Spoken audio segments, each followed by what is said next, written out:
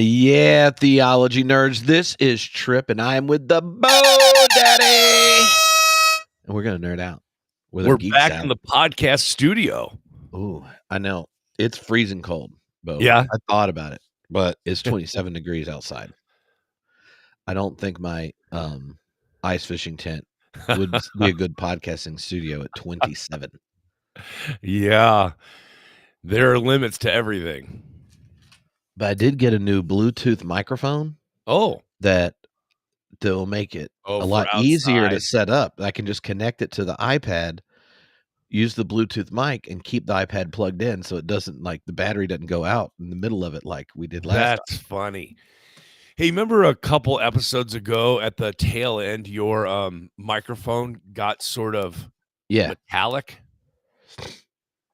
Well, when it did that, the speaker in my laptop, it must have sent some frequency that rattled something free. And and now every time we're recording, there's like this weird metallic vibrating. Oh, no. Oh my gosh. That was a funny day. Well, yeah. I didn't know I could torture your computer from distance, but you know, it's like spooky action at a distance, but the podcast version. Good morning, Lori. Hey, before we get into more serious matters, I wanted to tell you about a theology of painting that I've been thinking about. Like the act of painting? Yeah. So every February, March, I get cabin fever a little bit. Mm-hmm. And so I've been doing this for probably 25 years. I paint like the walls, normally at my house, but we're not doing it at my house this year because we can't open the windows, and my wife hates the smell of fresh paint. It really irritates her sensitivities. So I decided, and I talked to my trustees, and I decided that the church was looking a little shabby. You know, since COVID, people have changed how often they come to the church building, and people have just sort of gotten out of the habit, and there's just not maybe been a lot of maintenance in the last 5 years. And so the place was just looking a little dinged up and a little shabby. And we decided that we were going to tackle that painting. It happened to coincide. This is where the theology comes in. Several episodes ago, you and I talked, and I ran the idea past you, instead of compassion ministries, to take the M out and to go with co-passion ministries. And to find people who are passionate and to partner with them. Yeah. And so as I have taken on that approach and found people of passion and partnered with them, it has set off an interesting domino effect on the first floor of our 3-story building, where we have a growing, I'm going to call it an ecosystem of care developing on the first floor. And so we decided to rearrange a couple of the rooms, because one of the ministries that's actually the most successful is a clothing closet. So we wanted to give them a bigger room. But that room was probably the most beat up and dingy in the whole place. So I started painting in there. And it's interesting because I would pray as I paint for the people that will eventually be in that room, and the activities in that room, and the people who run that ministry. And it has sort of taken on a life of its own, where, you know, we fixed that up, and then they're going to move in there, which is going to free up a different room. And we have a fridge and a freezer that got donated, and we're going to buy some shelving, and we're applying to be a location where like food banks and the Idaho Extension Society and different groups can drop off produce, milk, yogurt, crates of food for us to give away. So it's just setting off this domino effect. But as I'm in each room, Trip, an interesting thing happens. So, like, when you are repairing the walls, before you prime and paint, you gotta patch up especially if a room's been well used, you're patching up the walls and you're washing off the baseboards, and it gets you thinking about, like, activities that have happened in that room, especially if you're in a historic building like this. Yeah. Like And what happened at lock-ins?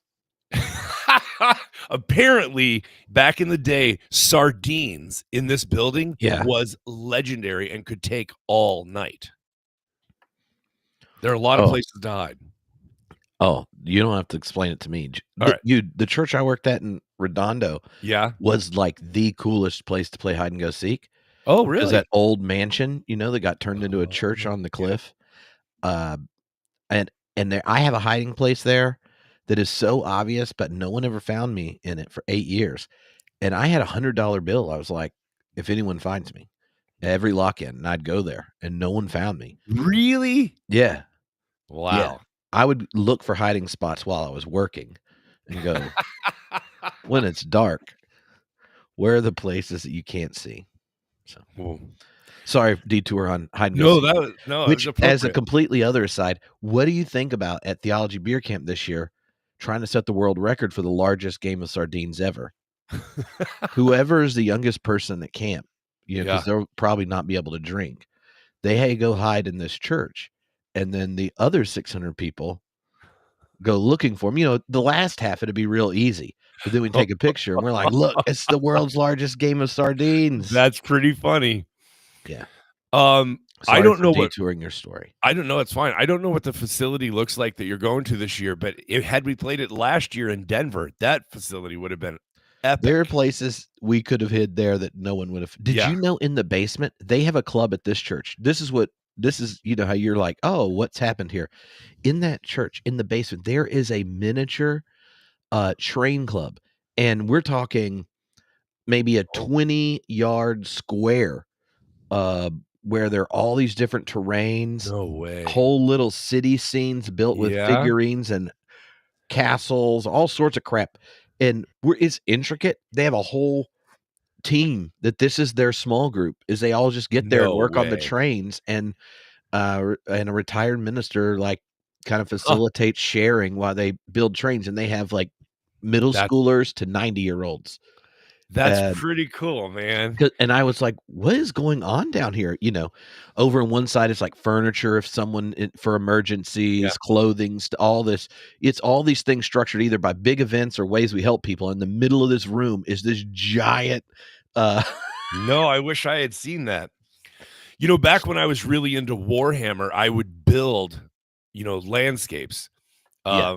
for battle boards, You might and wanna tell people what that is if they don't know. it's a tabletop war game, and you paint little miniatures, but I would also build the the battle scenes, the fields, and, sometimes they were mountainous, sometimes there was rivers, sometimes there were cities, and, but I often found myself going to model train stores because that's where some good supplies are. That is one subculture, man. Like, the people who are into that, that is a definite type of person. That Alright. is, simultaneously specific and vague. So, to wrap up the painting theology of painting. So what it leads to is an interesting game of Tetris, which is you have to move stuff out of a room, and then you think, "Well, where do I wanna put this?" And then you say, "Well, maybe it should go to that closet." But you wanna make sure you don't, like, offend anybody or, then you think, Does this stuff really need to come back in this room?" So you start asking people questions. And what this leads to is sort of like a living narrative or an archive. You are able to access sort of institutional memory in a really interesting way. So when people do drop by the building, they'll say, "Hey," because they'll see paint on my hands or on my shirt or whatever. They'll say, "Hey, what are you painting?" And I'll be like, "Actually, this morning I was down in that room downstairs, blah, blah, blah." And I'd be like, "Any chance you know why that room is full of, say, let's say 300 hymnals?" because we already have hundreds of hymnals in the sanctuary. Sardines and Warhammer. Why do we have 300 extra hymnals downstairs? Well, it turns out there's an interesting story. In our Magic Valley here, there used to be a lot of Methodist churches, and now there aren't so many. When they closed, their hymnals would often migrate down here because we had extra space for storage. So, Trip, I don't know, like maybe 500, 1,000 extra hymnals in this on the 3 floors of this building. But it turns out they have migrated down from churches that are no longer open.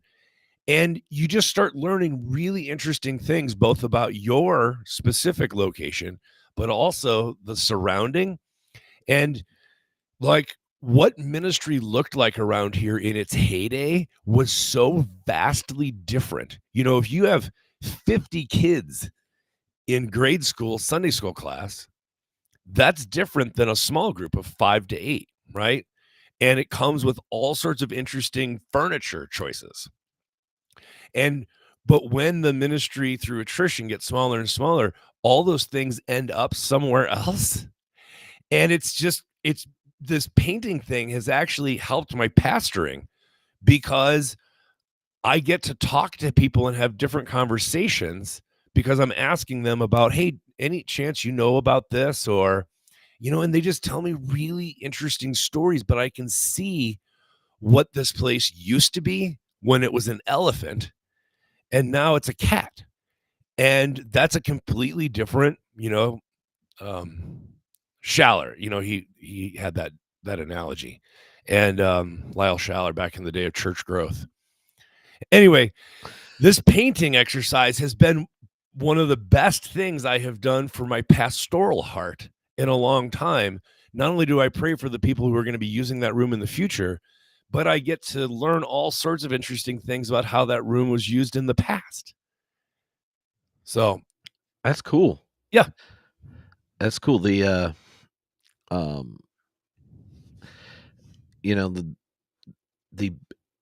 I was waiting for you to be like, and we found an urn and no one knows who it is. Or Brother, I have found some really, really wacky stuff. And I do pray whether to put it in, I call it my black magic bag. It's a construction trash bag. Whether I put it in the black magic bag or if I walk it up to the archive on the top floor. And so I have been filling the archive with all sorts of interesting items, some of which I truly don't know what they are. Like odd-shaped gold vessels. I don't know. I mean, liturgically, I'm not sure what they were. But I'm just putting them in the archive, and I'm hoping at some point somebody tells me what they are. Well, that's fun.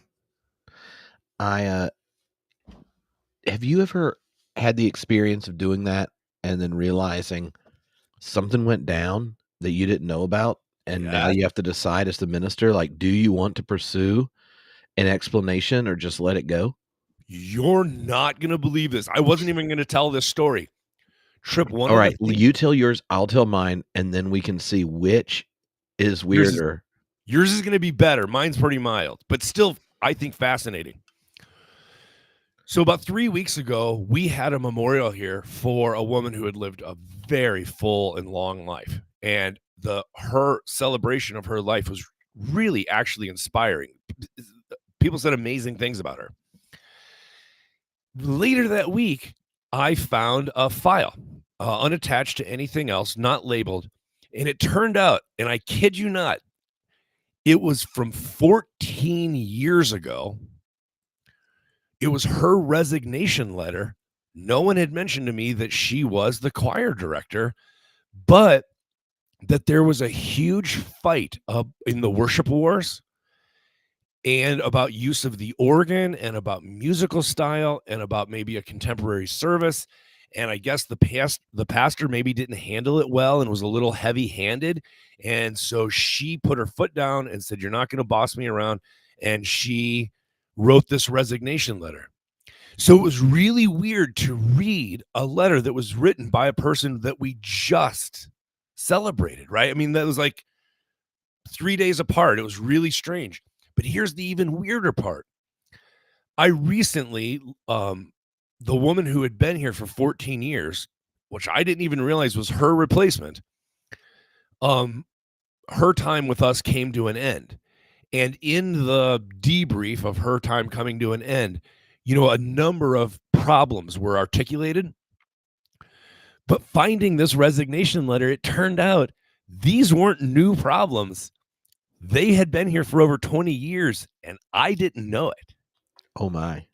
Isn't that amazing? Yeah. So it allowed me to go back to people and say, hey, I found this letter. It turns out this is a long-standing problem. And instead of it being like, since I came, these problems have emerged, to say, no, these go back like 4 pastors. And so this is an ongoing problem. And it allowed me to cast a little bit of a vision for what musical worship can look like. Especially now that we've gotten so small. So the Matt said that someday someone in my home church will find a small bust of Michelangelo's David that has been painted with Alice Cooper face makeup. That's a yeah. All right. I won't tell the story behind this, but I'll just mention the most interesting thing that I've moved and I've relocated it is we have a 9-foot statue of Jesus, paper mache statue of a very muscular, like odd sized Jesus carrying a cross. I mean, carrying the sin of the world. I mean, you got to have a little bit of. And but it dominated our entryway. It just took up so much space. So I moved it upstairs. But the story behind it is so funny. It comes, from an art show, but it was too big when the art show was over to go back into the artist's studio. But no one wanted to see it thrown away. And so I guess somebody here said, we'll take it. They're like, we heard there's a church that collects leftover stuff. They got 1,000 hymnals. They'll obviously take 9-foot muscular Jesus. It's unbelievable, dude. It's just the funniest collection of remnants and leftovers and unwanted things. So it's given me a good opportunity to declutter. Okay. I'm going to grab this thing I found. Okay.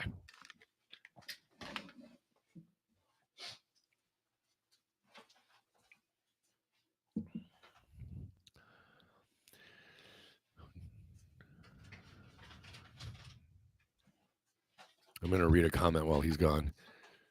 Jasmine, I've been hoping you guys would connect your political discussion to Tillich's The Socialist Decision, i.e., bourgeois religion as maintaining a tenuous connection to the origin. Whoa, that sounds deep. Yeah, so like in The Socialist Decision, which is one of Tillich's early books. Okay. He talks about that there's kind of 2 roots of political thought: the whence, which is the myth of origin, and the whither, which is this catalological question. And he thinks one of the problems of kind of socialism in that context is that the whence is taking priority over the whither, and like the eschatological question, with justice being the superior to mere power of being, right? Like so justice, eschatology, whither, those are all kind of in one category, like the forward orientation to the new, the novel, the breakthrough. Those should take priority versus the whence, the origin, the power of being, that kind of thing. And he thinks that socialist principle of kind of orienting towards the horizon comes from like the historical orientation of the Judeo-Christian tradition. And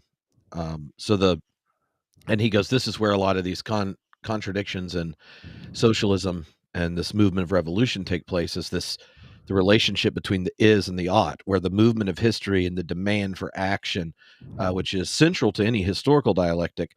Tillich is like, oh, well, socialist action should stem from an inner conviction, right? This animating energy of the people that corresponds to the meaning or impulse of history. And to understand the meaning and impulse of history, you have to be oriented towards its possibilities and not its past. So this role of expectation, he's like, no, it should be a symbol, like expectation, anticipation, eschatological horizon, all those things should be a symbol of socialism, capable of triumphing over this kind of threat of violence and death associated with the resurgence of some myth of origin, right? And think this is, between the wars in Germany. We know what ends up happening here.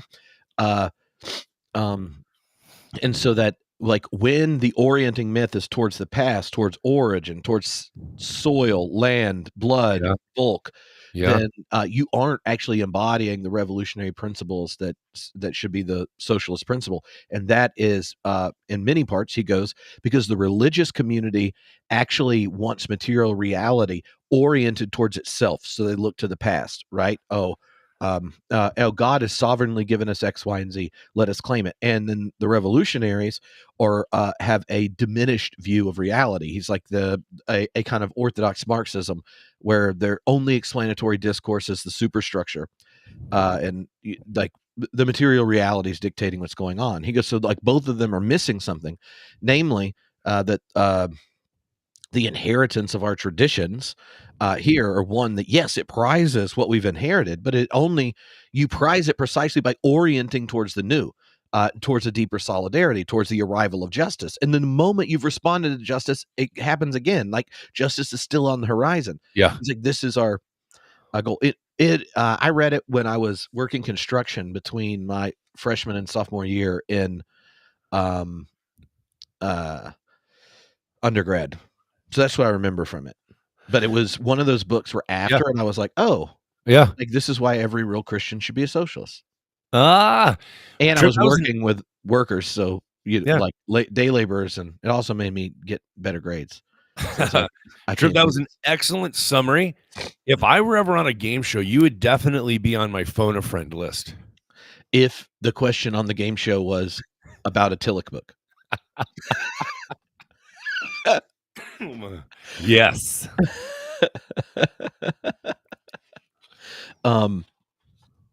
Yeah. But it is I actually really like the book. I could look at it if we want to talk about it more. Well, first of all, I want to see what's this object you went and retrieved. Look at this. This, Bo, is the Religious Beliefs Inventory Kit. Oh. An inventory to help people understand, evaluate, and develop their religious beliefs and values, compiled by Reverend Dr. James R. Hinn, Director of Counseling and Family Life Education at Trinity Presbyterian in Tucson, Arizona. Okay. But you didn't find this in Arizona. No, I found it at a church in Southern California. Okay. And so, Bo, this is so cool because you have these 65 questions, and after you go through these 65 questions, you can discover if you're a Christian or not, or if you're a heretic, or like, what your growing edges are, perhaps. Really? Yeah, a religious beliefs inventory kit. Okay. And the explanations of this kit are as enjoyable as anything. You can also send it to him to get it, officially evaluated. Wow. Let me just show you an example here. Okay. Because, there are these different topics, Bo. Topics that you got to get. Now, I admit you seem excited about this, but on the surface, it doesn't seem that exciting. Well, how you chart your answers here. Yeah. You kind of go through it and you're like, oh, well, what's he think about all these different topics? And then you get done and you score it. Score? Yeah. You're like, how many did you answer this, and this for? And then you could discover, like, what are the areas of beliefs that you need to work on, And surprisingly, they got nice little 1 sentence explanations of the correct answers for all these questions here. Oh my. Yeah. Yeah. Like, so how about we'll demonstrate this Okay. by you giving Yeah. pick a number between 1 and 65. Oh boy. 37. Okay, 37. Like, and this is an ecclesiology question, which remember the Presbyterian made this. Okay. The church is unnecessary and other institutions can replace it and are doing so. Your 4 options here are A, the church is the body of Christ called together by God, and without it, there is no hope for the world. B, the church is a gathering of the community of followers of Christ and performs a unique function for the world. C, the church is a gathering of people who want to achieve some good in the world. D, the church has no relevance to man or his world today. Well, first of all, I didn't know it was going to be multiple choice. That makes it even better. Wow. I'm okay. I guess I would be closest to B. Okay, that is you just have a little growing edge. Okay. You haven't like internalized the 7 mountain mandate that the church actually is called to be in charge of everything. But wow, that's intense, man. Yeah. Yeah, but they have ones on like tithing, science questions, some stuff where you're just like, unless you had a reason, like, why would you have an opinion about this? Like, oh, the development of the creeds. Like, could you imagine some random person at your church who it was just like, the 7 ecumenical creeds are play what role in the church's life, and you're from like basically one step short of the inerrant word of God to they play no role and have distracted it made the church believe things that are all lies, and it's anyway, the ones on sex are also interesting. There's one. You have to believe something about sex? Well, it's just like what the correct answers are for some of these. Yeah, Bo. I just think we should probably just go through this at some point. Let's play the game. I believe I'd like to have sex. I support it. I think it's great. I believe sex happens. It's more fun when it's reciprocally pleasurable. Like, yeah. It's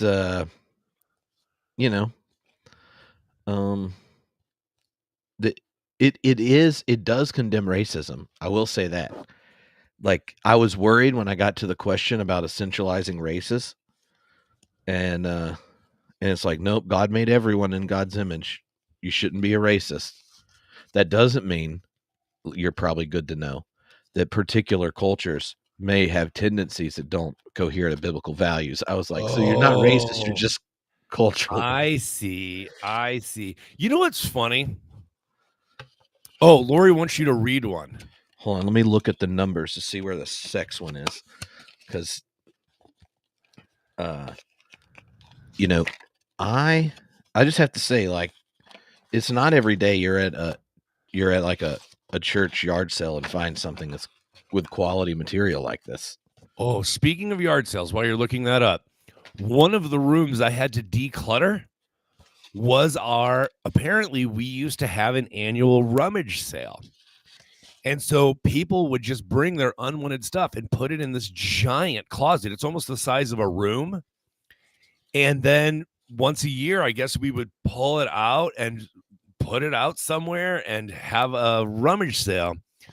But whatever was the final year of having the rummage sale, no one said, we're not doing this anymore. And so stuff just kept collecting and collecting, but there was never a sale again. So it was all just stored back there.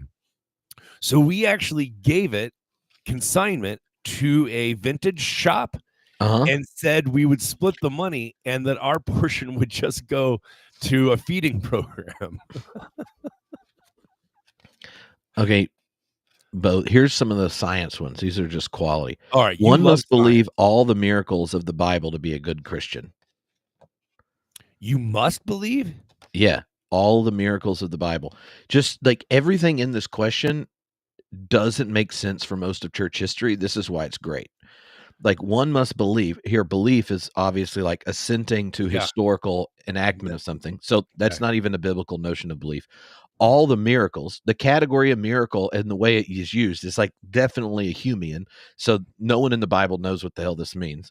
Of the Bible, right? Like, okay, so who the canonization somehow made these miraculous under Hume terms things have to be assented to in a very post-Protestant notion of belief in the Enlightenment in order to be a good Christian. Could you imagine if something like, okay, one, let's just posit that being good was not a category that Jesus applied to himself, let alone his disciples. So like being a good Christian, whatever that means, is already moralized, a religion that problematizes moralizing. But but like, why do you call me good? No one but the Father's good. But to be a good Christian now is somehow associated with an epistemology that's thoroughly modern. Is that one of the four answers on the back bow? No. It didn't, like, I believe Jesus turned water into wine, walked on water, and raised men from the dead. That's one of the answers? Yeah, it was just like, just in case we weren't clear enough. Wow. Unless here we got raised men from the dead. So Lazarus walked on water and turned water to wine. You know, you're like, where are you getting these three? Like, how is Lazarus associated with the water to wine bit? The biblical miracles do not conflict with the findings of modern science. So you might be saying here they don't. Well, see, funny thing is, they do, and you need to pick Jesus. There is no conflict between science and religion. Oddly enough, none of these answers match the typology of science and religion relations that I've taught in the intro to science. Like, you don't get non-overlapping magisteria. You basically only get 4 variations of the conflict narrative. Really sad. Really sad. What about secondary causation? Yeah, that is not in the not in there. I believe in attending church at least 3 Sundays out of 4. That's a question. 3 out of 4. Yeah, that's a quality batting average. And I've always told people, you don't have to be here every week. You just have to give every week. Nice. You know, the miracle that I would most like to examine is the walls of Jericho. Because I learned in seminary. Oh, Jasmine's right. Those were all 3 Johannine signs. Oh, that. Yeah, you know what's going to be interesting? They were checking to see if you'd read Bultmann's commentary. You know, they were like, whoa. If you read Bultmann's commentary and understood that he was picking up an apologetic document that used the miracles to legitimate the identification of Jesus as the Christ, and then he's problematizing it. John's like, no, you know how many people do miracles around this place? We haven't even demythologized yet. That's not a big deal. They were pointing to the new reality that's arrived in Christ. So they should not compel belief. They reveal the form of life, of eternal life. And then, hence Bultmann's commentary on John, which is still a banger. What a banger. If you're going to read a commentary on John, like Bultmann's Money in the Bank, right? So, turn water to wine. He's like, this is, Jesus just cleanses the temple at the beginning. So he's like, this isn't a historical telling. This is what the Logos looks like in flesh, in a theological narrative. And so he goes, so what happens when the Logos in flesh shows up? You have a wedding where the wine doesn't run out. He's like, this is the advent of new creation. And Mary's like, come on, son, show him who you are. Yeah. Why does she want him to show it to there? Is it because she's being difficult and mean to him? Or no. She knows who he is. And she asks him to reveal it at the opportune time, namely the wedding banquet where the wine doesn't run out. And he's like, why would you need what part of this is believing it literally to go, the incarnation of the Logos, God giving God's self, coming to participate in reality, and we get to participate in the divine life. If you thought, you know what, I believe that.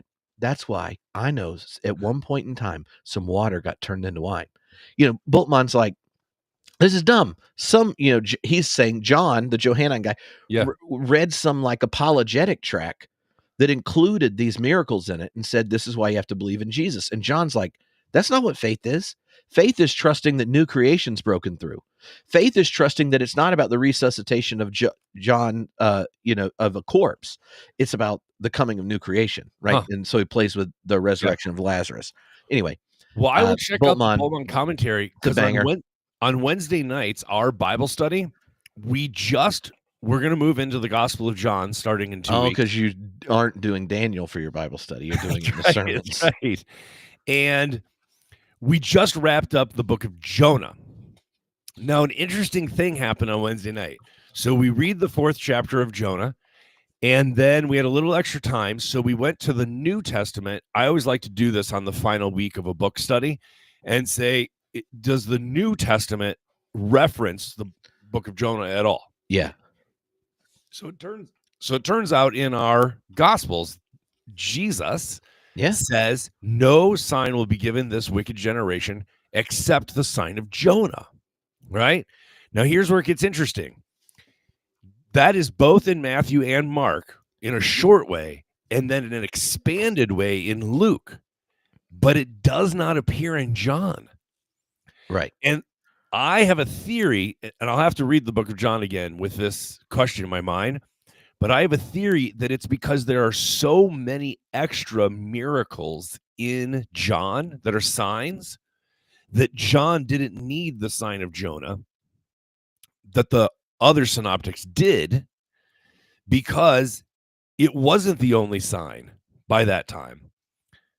So anyway, I just think that that's a weird. Aren't there 7? I think there's 7 big ones in John. Yeah. No, you're thinking of the I am statements. Oh, okay. There's wine, feeding, Lazarus, man born blind. Oh. It's each one is like a whole vignette in John. You like the signs are whole vignettes as opposed to like in the synoptics where it's just like Jesus came into town, he was tossing out demons, healing some peeps. Like you get setting up for the Zacchaeus story. He's like, I just healed a blind guy while I was walking in. He's just like, cacao, dropping that junk all over the place in the synoptics. And John, they're like, oh, we're going to tell a miracle story. It's going to be a big deal. He heard Lazarus died. Jesus wept. Best one if you need to memorize a Bible verse quickly. Yeah, John definitely organized the narrative around these. Yeah, that's what Boltmann said. But well, I'm going to read the Boltmann commentary in my prep.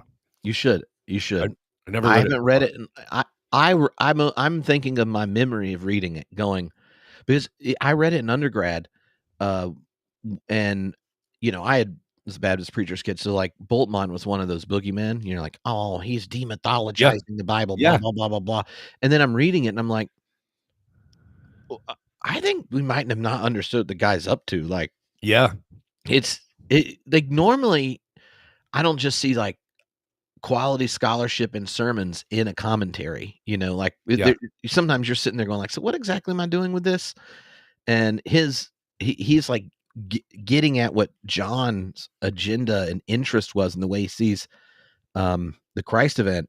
And I was like, oh, this is beautiful. Like now I like John, and I feel bad. I was probably spitting bad game at Boltmann, but I didn't have a podcast yet. So I already liked him by the time I had a podcast. That happened to me the first time that I read Marcus Borg, because of the Jesus seminar. I was told he was not just a heretic, but like the devil, Watch and out.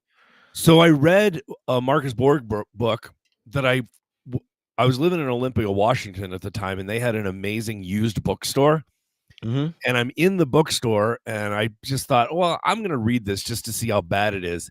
And I'm reading it, and I have the strangest epiphany that this guy not only believes this stuff, I think he both knows more and believes deeper than I do. Yeah. And I was like, I don't know that I've been given the right impression of Marcus Borg. He was his he had a very deep faith and was a very warm person. Right. That if you meet him and only had heard slander, Yeah. First you're gonna notice that the guy's wearing like red socks with Birkenstocks, and you're like, I bet this guy really was sad that his like he's too old to be a hippie all the time. But Yeah.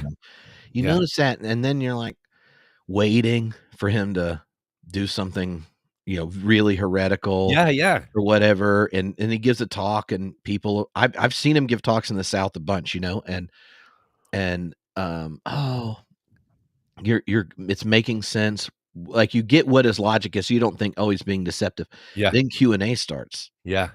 And oh my goodness, the I was sitting there. This was in Charlotte, and he had just given a public talk. It's the first time I saw him talk. And this You raised your hand. No. I mean, I did, but I was not like half the audience, like ready to light him up. He Oh, okay. gave a talk. This was, I think, meeting Jesus again for the first time Yeah. period. Yeah.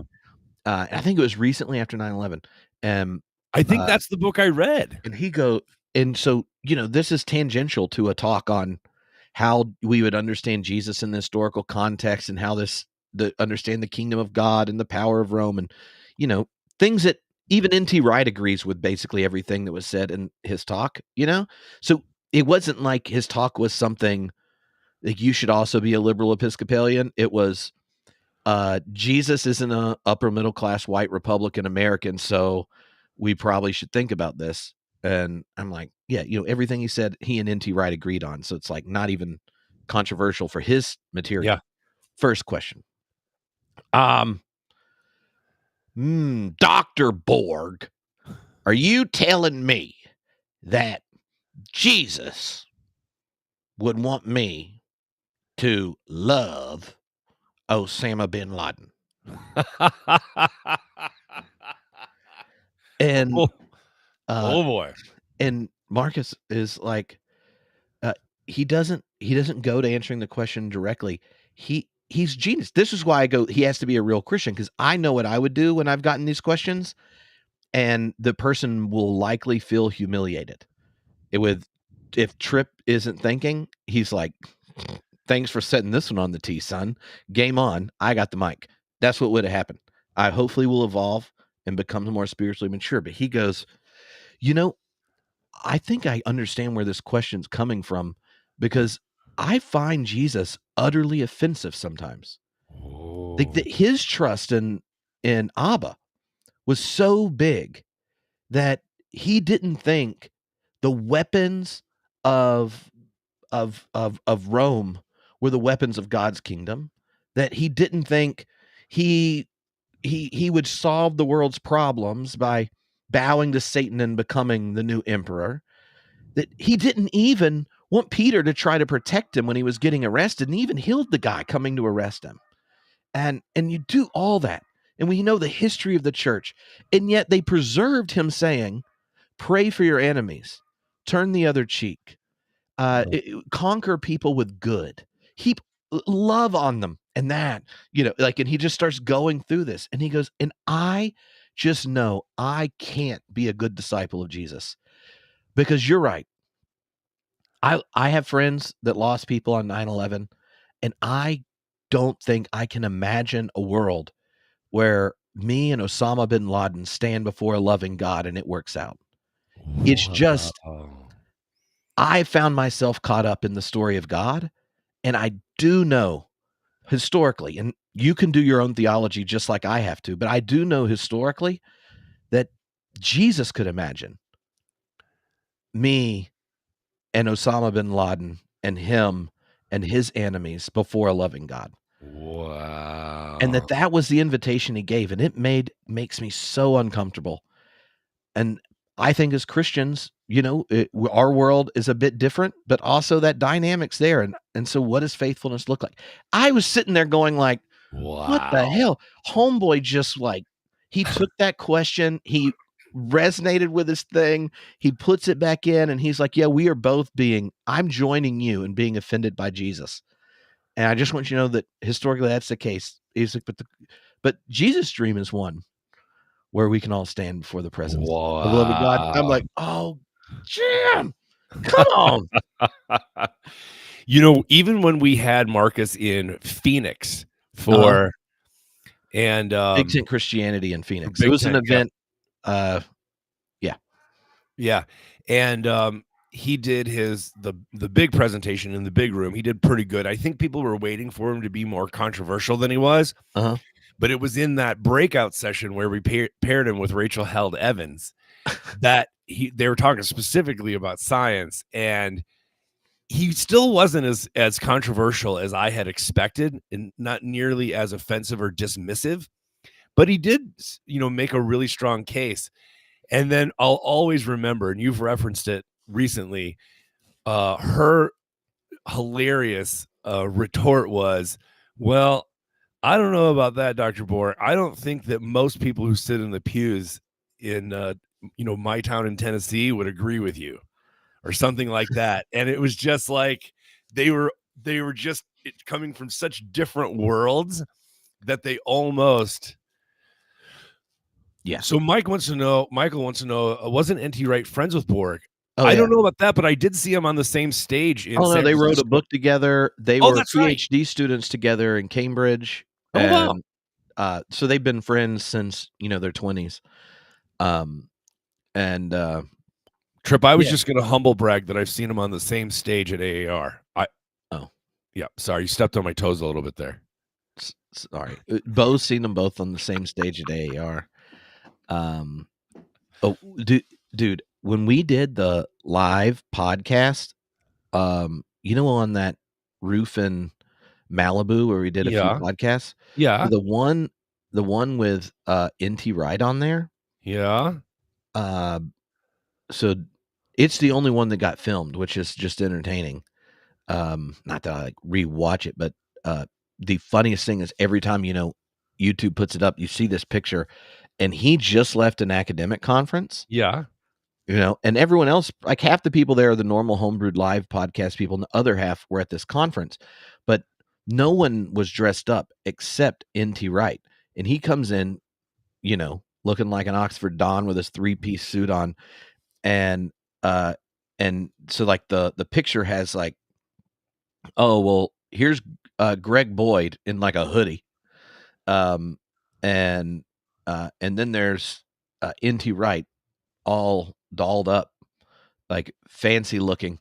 And then there's me with like a pirate shade Jesus t-shirt and the whatever the regular thing it picks for like the icon, I'm like mid just chug, and we're sitting there in this thing. Richard Beck was on that episode too. Okay. Anyway, we're having this thing go on. Greg Boyd, like Minnesota open theist, against Christian nationalism. Yeah, he is. And Richard Beck had just written his book on the old Scratch, which was this book on the devil, and he's psychology. Okay. And they were talking about demons and possession or whatever. And N.T. Wright leans over to me and goes, What am I supposed to do with this? And I go, I don't know, dude. This is, do you need a refill? And he's like, yeah. And so I like look at one of the people, and they walk back over and hand N.T. Wright another drink, and he just starts laughing and looks over. He goes, how do you get one of those friends? And they're still talking about demons, right? So then someone, I can't remember who, was like, oh, N.T. Wright, well, what do you think about this? And he's like, well, it's very complicated. He gives this like, I'm trying to be open. There's a phenomena, how you'll describe it.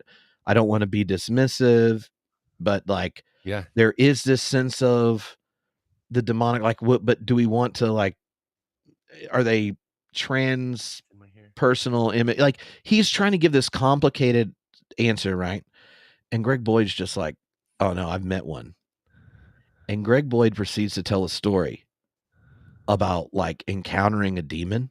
Yeah. And I've never seen N.T. Wright's face more awkward, because Greg Boyd is straight up like talking about this girl that was possessed and trying to like cut her throat off, or like, it's a horribly traumatic story.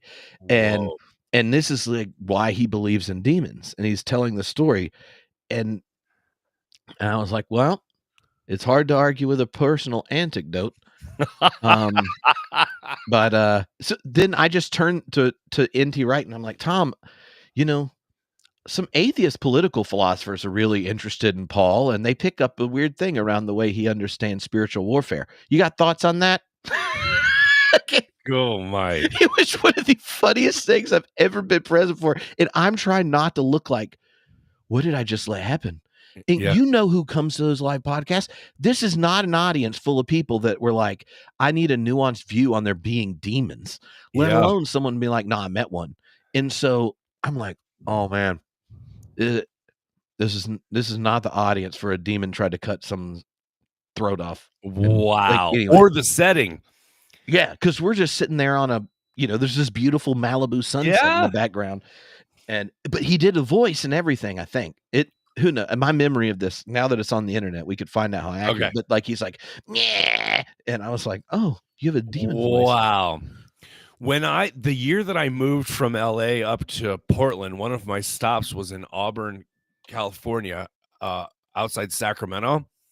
And N.T. Wright was speaking at William Jessup University, and my friend Cynthia Schaefer Elliott was like the coordinator of that event. She's at Baylor now, by the way, and she's a part of the Bible for Normal People crew. But she was organizing that event, and she got me 5 minutes alone with N.T. Wright, and I took my little voice recorder, and I haven't listened to that in years, but I'm going to go try and find it. And if I find it, I'll send it to you, because I asked him about homebrew. Oh. And not the podcast, Homebrew Christianity. Actually homebrewing. But about homebrewing. And we had a nice little conversation, but I'll try and find it and send it to you. Yeah. Oh, Bo, this is the longest podcast intro we've done yet. Yeah. Yeah, this is all still banter. Well, I don't know. We can always just do what we were going to do next week. Well, you did make it the title of the... Oh, you're right. We are 53 minutes. That's what I just noticed. This is a Ramblecast.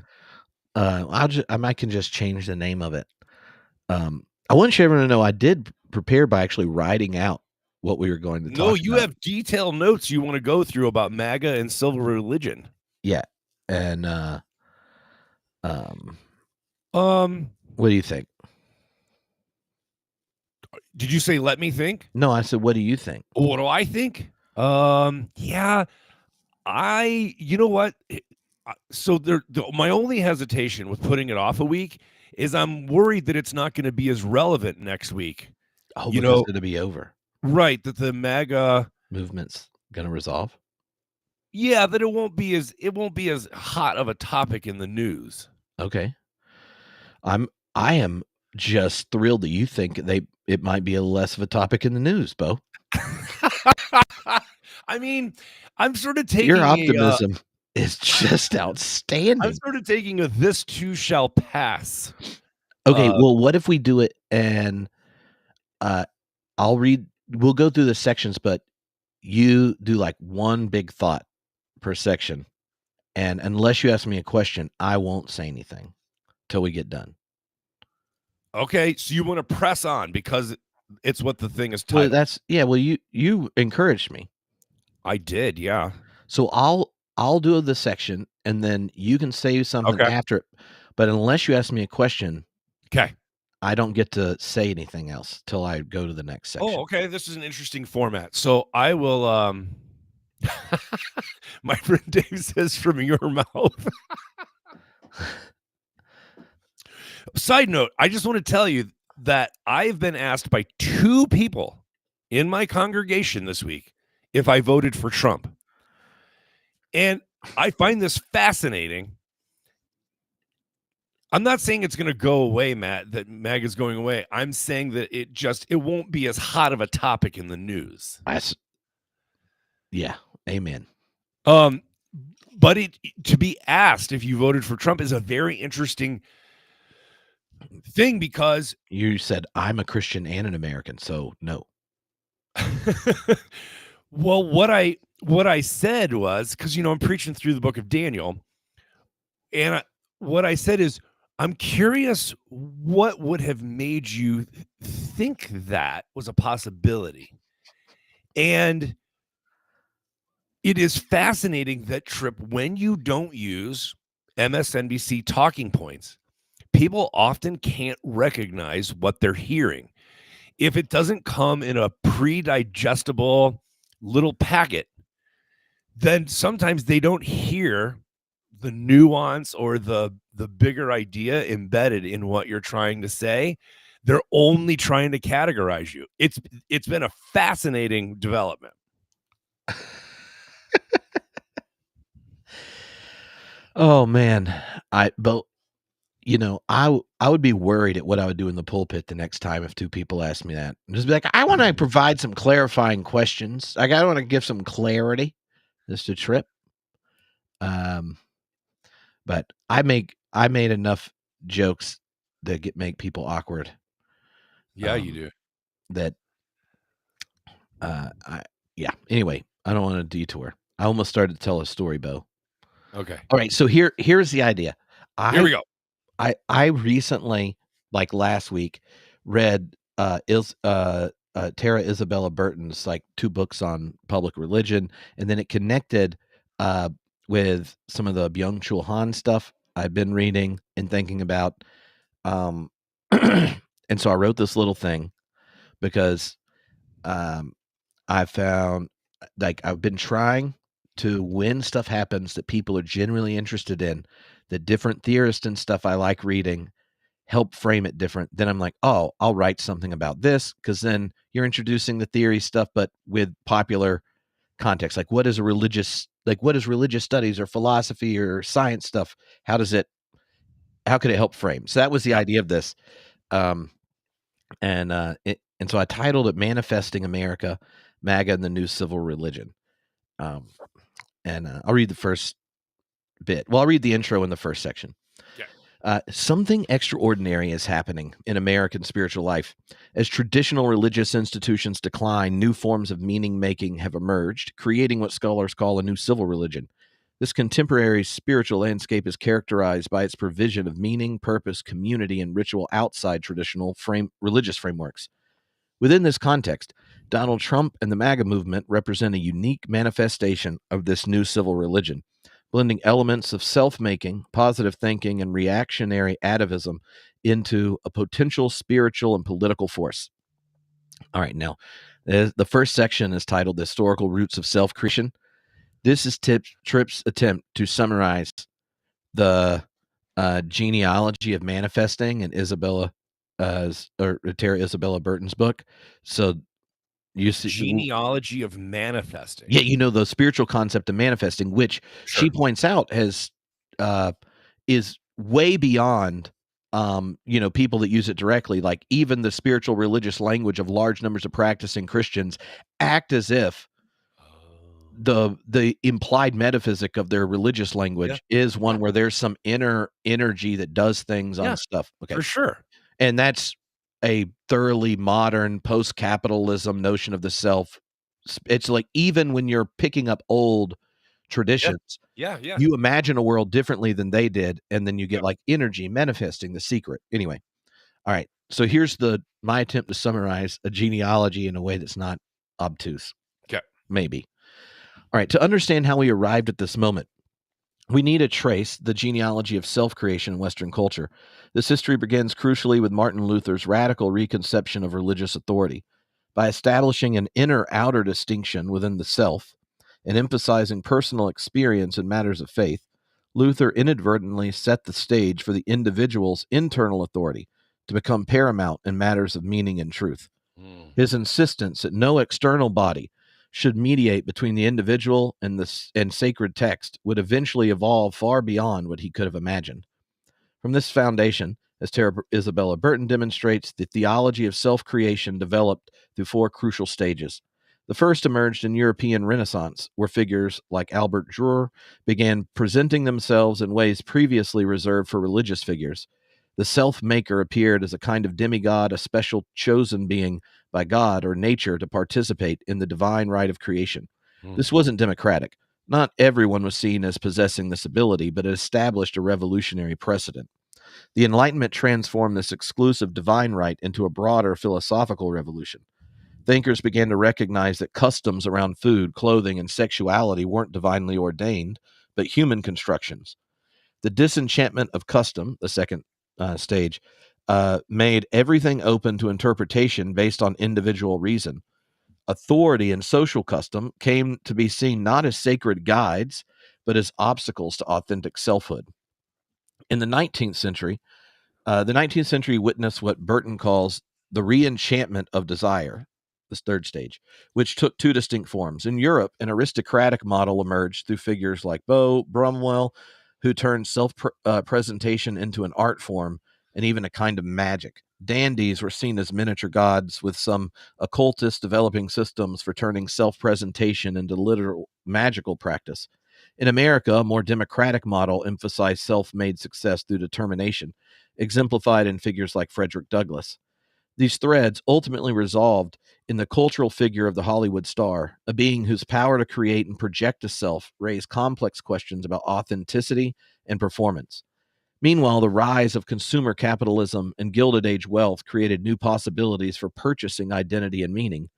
This merged with new thought's emphasis on positive thinking as a path to health and wealth, teaching that people can manifest their divine potential through creative visualization. Failure, whether physical illness or financial ruin, was recast as a failure of self-confidence, a mind that hadn't properly manifested its potential. This history is only accelerated in our own time. Postmodernity's critique of normative reason made space for new forms of spiritual authority. The internet has enabled individuals to connect with others who share their beliefs, further incentivizing spiritual individualism. Consumer culture offers endless opportunities to purchase meaning, purpose, community, and ritual. What began with Luther's emphasis on individual religious experience has evolved into a spiritual landscape where the self is the highest authority and personal desire has become a sacred force. Wow. That is so interesting. It ties together a whole bunch of stuff I'm super interested in, but that I haven't ever seen woven together, you know? So, a couple things stand out to me that I'm super intrigued by. I tend to give credibility when people start with talking about how radical, say, Luther and the Protestant Reformation was in the transformation of our conception of self and authority. And obviously, a lot of people point to figures like Descartes, right, and the Enlightenment. But to go further back into the Protestant Reformation, I always give credibility when people are able to start there and tie it in. So that was number one. I was prone to like what you were going to say because that's where it started. Second thing, I'm intrigued by, and I missed one word, the something of custom, the D. Oh yeah, it's the disenchantment of custom. Disenchantment. So think custom, traditions, religions. Yeah. The moment the self, right? Luther starts, this inner outer distinction. Once only the inner can authoritize a belief or a truth or whatever, you get the inner outer distinction. Then science demythologizes traditions, histories, customs, reveals that these are constructs by humans. Then none of that shared social space or the cultural web is the inheritance, that it doesn't inherently contain meaning. So then all of it becomes disenchanted. What do you do? Because now the only authoritative feature is you, and now you're tasked to figure this whole thing out. Right. So by demythologizing or deconstructing or getting rid, right, of that externality, a vacuum is created, and into that vacuum comes a prioritizing, a reifying of self, right? That is a fascinating twist. And then when you bring it into the technological age and the empowerment that comes through being able to Google anything and be, nearly omniscient and trans, physical, and so many other things. This, I would call it like a new age impulse, or it fills that vacuum, and it manifests in this prioritizing of self, and especially a powerful, even re-enchanted, right? An enchanted self that's able to tap into these mystical powers. Yeah, it's custom gets de-enchanted, and the language was that desire gets re-enchanted, right? Because for most wisdom traditions, desire is the root of the problem.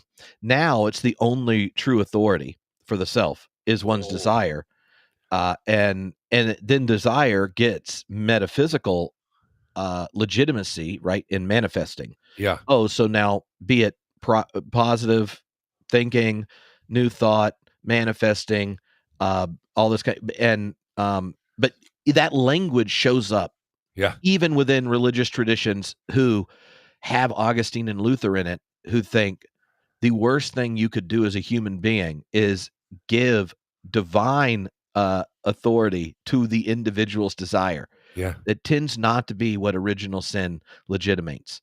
But also, just to say, like, it's not just that. That's also a place that Freud and Jung would agree that this is a bad idea. Let's not sacralize desire. Yeah. This would be a place Plato and Aristotle are like, not a good idea. But when you still have the existential crisis of meaning, purpose, value, and you've disenchanted any shared social referent, then what's left is a self. And anyway, okay, I'm going to read the next section because I'm already breaking my own rules. Okay. The theology of self-making, Trump as archetype. This history helps us understand our present moment, where surveys indicate that half of Americans believe in manifesting, the idea that thoughts can directly shape reality. It also helps us understand Donald Trump's personal or public persona. Trump represents the apotheosis of American self-creation, a man who thought through sheer force of will and relentless self-promotion transformed himself into a living brand. From his early real estate days through The Apprentice and into politics, Trump demonstrated an almost mystical belief in the power of a self-assertion. In Trump's world, things that weren't true, especially about yourself, could be true if you said them loud enough and with enough conviction. This isn't just showmanship, it's theology. Trump's worldview is profoundly shaped by Norman Vincent Peale and the power of positive thinking movement. This wasn't just about optimism. It was about the belief that that human thoughts and desires could literally reshape reality. Yet, as philosopher Byung-Chul Han warns us, this obsession with positive thinking and self-optimization comes at a devastating cost. The constant pressure to perform, to project success and strength, creates what Han calls a performance society, where freedom becomes indistinguishable from coercion. In our post-Christian world, the desire to be a god is a distinctly modern tendency. When traditional religious frameworks fade, what remains is the shape of our desires, the belief that we truly, really, authentically are whoever we want to be. This is the closest thing that many now have to a divine force, a sacred force, a magical force. From an evolutionary perspective, our susceptibility to such beliefs isn't accidental. Natural selection was organized our minds so that we do not see reality clearly, but instead serve our genetic self-interest through various forms of self-deception. The power of positive thinking taps into this evolved tendency, promising that we can bend reality to our will through the force of belief alone. Trump tapped into something deeper and more primal than the American cultural consciousness, something that felt truer than ever in our era of carefully curated Instagram feeds and personal brands, but also something that speaks to our collective exhaustion. Woo, dog. That was something. 2 quick comments. Norman Vincent Peale was the minister that officiated Trump's first wedding to Ivana. Yeah. So that's not that reference that you put in there. That's not a random, trivial thing. Second thing is, when I was moderating the Future of Liberation Theologies at last year's beer camp, Adam Clark brought up this point that you're making about how people idolize people like Trump for this very purpose. And so we have to be careful about saying that, especially with this new generation, unlike the civil rights leaders of the 60s and 70s who were deeply embedded in a religious spiritual tradition of the prophetic, that many of the new generation idolize the self-made success of these billionaires and media figures. So those are just two tie-ins that I thought of while you were reading. Mm-hmm. Yeah. All right. The next section is called the commodification of community in digital space. The movement's power partly stems from its ability to create strong community bonds through opposition. MAGA followers aren't just united by what they believe in, but by who they stand against: the elites, the deep state, the radical left. This opposition creates a powerful sense of shared identity and purpose. However, as Hahn astutely observes, what appears as a community might actually represent its erosion, as individuals relate to each other primarily as competitors in an endless performance of success and grievance. Hahn's insight cuts even deeper, and this is a quote: "The origin of culture lies in community. Culture teaches symbolic values that found a community. The more culture becomes a commodity, the more it leaves behind its origin behind. The total commercialization and commodification of culture leads to the destruction of community." End quote. This is precisely what we see in MAGA, a movement that transforms community into a branded commodity, complete with merchandise, rallies that feel like rock concerts, and social media performance. The community that is so frequently invoked on digital platforms, Hans warns, is a commodified form of community. Community as commodity spells the end of community itself. The movement's heavy reliance on social media amplifies this dynamic, creating echo chambers that reinforce their biases and hinder genuine dialogue. Two quick comments. One of my favorite books is Consuming Religion. If people want to investigate this line of reasoning, it's a really great place to start. Second thing, you may know I'm a dual citizen with Canada, and every morning I listen to the Canadian news. Both. You have to boo both national anthems. That was funny, man. Every morning I listen to the Canadian news while I'm waiting for my French press to stew and steep. And I have been amazed at the power of an enemy to unify a group of people who are so. Canada, up until a month ago, was getting ready for their own election cycle and are as divided and uncooperative as they've ever been. Then Trump announces the tariffs, and all of a sudden Canadians are unified in such a powerful way. And it's amazing how having a common enemy can bring unity to a very diverse and uncooperative group of people. Yeah, that's funny. Nothing will solidify allegiance like a shared enemy. Mm-hmm. Oh, poor Canadians. At least y'all won the hockey game.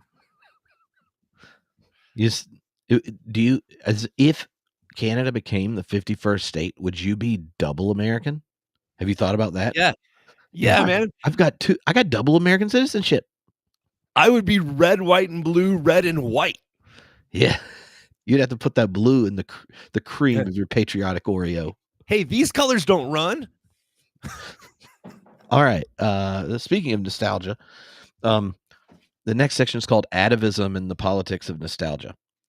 Yet MAGA isn't just about self-creation and positive thinking. It contains a strong atavistic element, a yearning for a mythological past and a rejection of progressive social change.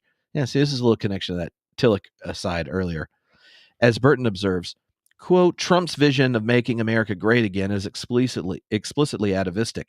His perceived virility is inseparable from his vision of the imagined pre-political correctness America in which men like him more easily thrived. This combination of forward-looking self-creation and backward-looking nostalgia might seem contradictory, but it captures something essential about our moment. We want to be absolutely free to create ourselves, yet we also long for the certainties of an imagined past. The movement's relationship with truth reveals another layer of complexity, as Burton notes. To some, Trump's election confirmed that nothing really matters. This callous disregard for the truth is the ultimate form of disengaged machismo. This nihilistic stance, where truth becomes merely a function of power and desire, emerges naturally from the collapse of traditional frameworks of meaning. When the self becomes the highest authority, truth becomes whatever serves the self's desires. Oh, Lord, help us. All right, two things.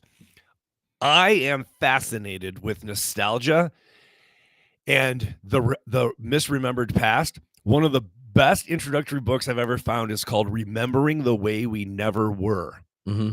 It's about the appeal of nostalgia, but it introduced me to the phrase cult of domesticity, of which J.D. Vance is now the living icon, right, of this way of thinking. And so anyway, if people want to check that out, you know what I'm going to have to do, Trip? I'm going to make a Substack post of all the books that your post made me think of. But the other thing is, in a post-truth world, right, in 2016, we were introduced to alternative facts and truthiness, you know, Colbert's thing. Mm-hmm. And but in a post-truth world, that thing you said is so terrifying. There really is no truth except that which serves my goal. Yeah. Oh man. And that's why I've found that MAGA in a sense is taking that logic of manifesting and then going like, well, here's our new civil religion. We're going to manifest one. And so it takes those two elements that are of the positive side of manifesting, like the self-creation, this kind of thing, and then it connects it to this like deeply resentful nostalgia. Yeah. And it's like, no, why would we want democracy? We'll just executive order it. Why would we, we'll act like we have a mandate. We'll do this or that, like underneath it, we think, oh, this is not how democracy works. And he's like, no, I'm doing what I've done my whole life. Yeah. I manifest this junk. Like I'm not in jail. I got the richest person in the world running my stuff. Like, what do you think? Like, you're going to tell me I should trust a system that sucks and is so weak you can't even put me in jail for blatantly breaking the law repeatedly? You have to get off the record comments from anyone in my party at this point to suggest that I'm not crazy. Like, have you seen what I've done? Like, I straight up called Zelensky a dictator, and they're trying to figure out how they can tell me no. You see, like the thing you get it that's fascinating to me is like that he understood like the new spiritual formation of America, right? And is performing it so intensely that all these cultural resentments and things that he's now generating a people, he's manifesting a people to legitimate his own thing. Yeah. And it's become a new kind of civil religion because it is impervious to to reality. So this makes me think of my least favorite and my most favorite famous lines. Least favorite. It's not a lie if you believe it. Now my favorite. Just because you're paranoid doesn't mean they're not out to get you.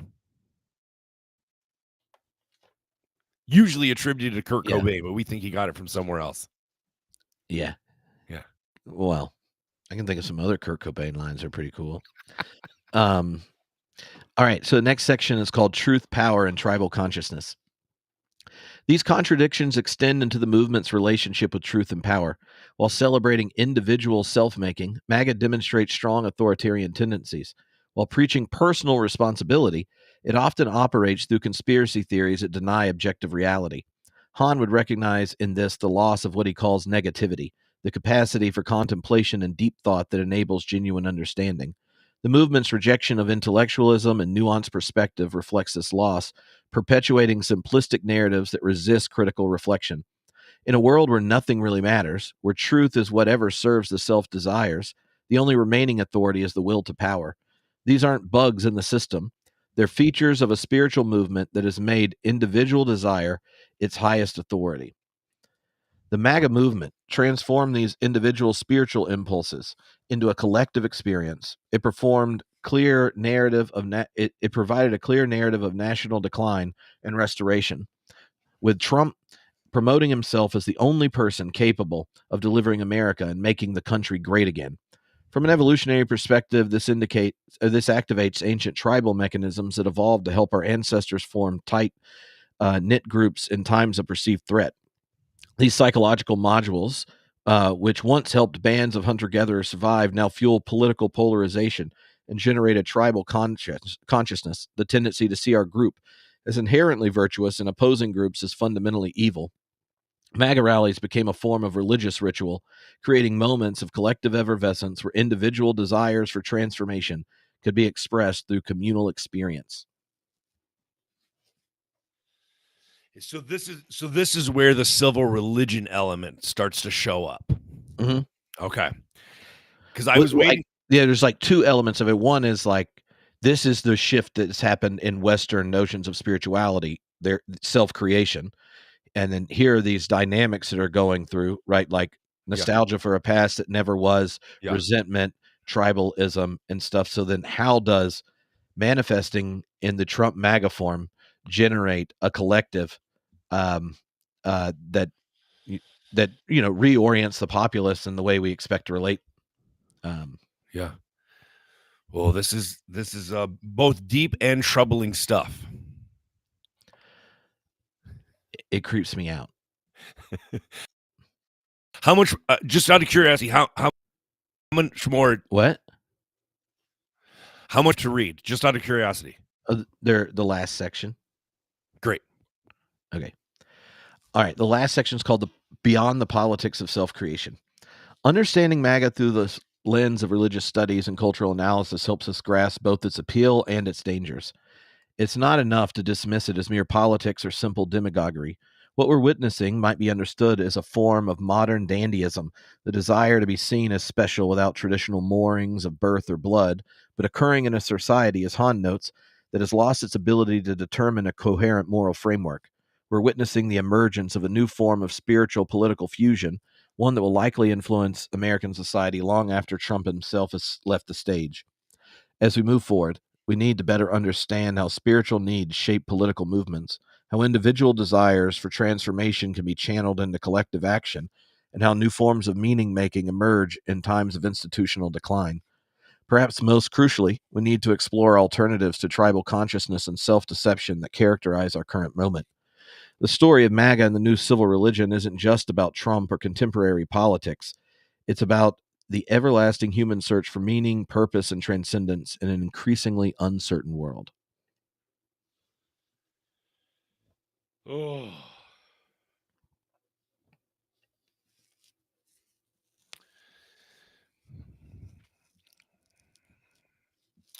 I have so many thoughts competing to come to the front of my brain tissue. The first thing that I think of is, Randy Woodley. So many times in 2016, I heard him say, if you think Trump's the problem, you haven't understood the problem. And I think that that's still true. But the way that you've written this summary and engaged the material really does start to creep me out a little bit, that this is the pointy end of the spear, right? But that there's actually so much material and momentum behind it that it's not going away anytime soon. Yeah. Huh. Yeah, it makes me think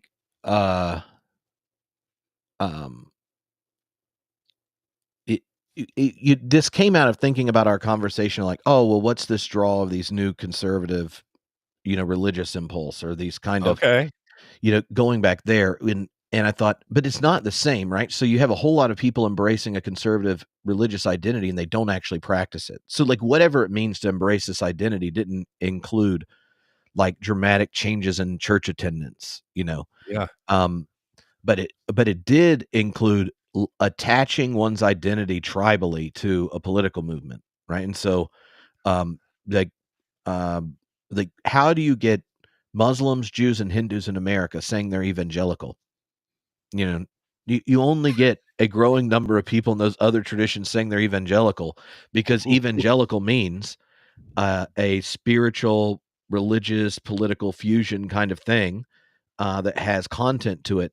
That content is a tribe, but it's not one. It's not like it's theologically set. But what even authorizes someone from another religion to, like? Why would a Muslim be like, I'm an evangelical Muslim? What does that? Well, part of it, I think, is realizing that kind of that modernity's generated this context of self-creation. Like, when we've really disenchanted custom, or all the way down to any institutions or even science or whatever, then all things are authorized internally. Oh, I'm going to be authentic. This is my vibes. This is my truth. Insert any of that. Then and then the MAGA community's like, that's great. I'm glad we got all these people in Michigan to vote for Trump because they're worried about Kamala not being clear on Palestine. Or they can be evangelicals too. So like, whatever's going on the way we describe our identities, it has been so detached that you get Christians who are pissed if someone reads the Sermon on the Mount at church. And people of almost every other religion in America saying they're evangelical, and they don't go to a church or believe any of the things. And in a political party where, like, the people that left it are like, WTF? Like, if you've got like socialists going, I just wish we had W around, just a good old normal war criminal as president. Or where's Mitt Romney when you need him? If you're not in the cult, then you're like, is this what we signed up for? Like, what's going on? And I think it's too easy for us to get, like, I wanted to think about, what is it that makes his power work? And then when I read Tara Isabella Burton's book on like this genealogy of manifesting, and then you go, oh, well, why are all these people being caught up in something called evangelical that from other religious traditions? It has nothing to do with their practice. It has to do with something else, that they're finding an identity in a community because Trump's manifesting this whole thing. This is fascinating. Hey, a possible topic for next week. So as I've been listening to you read this, I've had this question in my brain for about 3 months, but as I'm listening to you here, I would love to present to you an idea that I've been working on. Which is, are the evangelicals the new chaplains of the empire? Ooh. And if so, what are the implications for that? What's the chance they aren't? I mean, they might not be the chaplain if they're just like the jester, getting tooled around. I was going to say something else. They aren't cool enough to be the jester. I was just trying to decide if we would get banned if I said what I thought. That was funny. But here's the thing, man. In the same way that Niebuhr, right back in his day, was had the president's ear, right? And the mainline churches, right, in the social gospel were at their ascendancy, right? Like the church that I'm in now, and churches all over the country like it, it was called the main line of Christianity. The reason it was the main line after World War II is it was the largest and fastest growing because it was most similar to the culture around it. So I'm wondering if they are the new chaplains of the empire, and if so, what does that mean? All right, I'm going to work it up. Work it up. All right. Well, then you tell me if I'm supposed to do anything before it. If you're like, because I can already just feel within me an energy that will probably elicit some responses. I'm optimistic. This has been really fun. I gotta confess, I was I am trumped out. So I was not excited that we were going to be talking about this, even though I knew you were really excited. This was far more interesting and came with some material that I have never seen formulated in this way before. This was a far better discussion than I even thought was possible about this topic. Well, I mostly was like, when I read books I'm interested in, now I'm like, is there any part of this that connects to anything that normal people are talking about, so I can talk about it? And it's that whole genealogy of manifesting and then how it plays out in culture that I find really fascinating. But you could do the same thing. You could do the same analysis and then do it as a critique of the way like identitarian politics functions on the left, right? Like it's the you could easily pick identitarian politics as a new kind of civil religion, and it functions on the same spiritual principles that are there. It's just and oh man, there's so I know we're over an hour and a half, but I just want to say there are so many parallels between policing boundaries, litmus tests, conformity standards, absolutism, peer pressure. Yep. It's that in the episode we did sometime over the summer about like the culture of control, the whirlpool one, and we talked about like the culture of control, and when I got to like how control functions in culture, you could give out like purity tests, cancel culture, all these kinds of things, and then there are versions of it for each tribe, right? And it's like what is the assumption about the self and tribal identity that makes like tribal self maintenance inherently deteriorous to the well-being of the whole. Cool. Exciting. Hey, I want to tell you, I'm headed to a meeting, but I want to tell you why I'm so excited about it. One, I told you that I've been finding new partners, right? One of the ones that we're talking to today, we haven't met yet, but they know that we're doing this sort of thing and they caught wind of it, is a group called Girls on the Run. And it's an empowerment group that uses motion and movement and strengthening to build girls' both self-esteem and their community connection to each other. And so that we have a meeting coming up, but I needed to go clean up all my paint supplies because the whole place smells. The smell is so strong in here. So I got to go clean up my paint supplies so that when that group gets here, it doesn't reek fresh paint. You don't want to go have a group huffing? Well, just because it's I don't know if you can hear, I'm a little stuffed up, and I think it has something to do with the paint fumes. But all right. I hope your nose doesn't start bleeding in the middle of the meeting. They're like, that would look suspicious, wouldn't it? Yeah. Wouldn't be the first time, though. All right. I'll talk to you later, Bo. Bye. Thank you all for joining live, and we'll see you.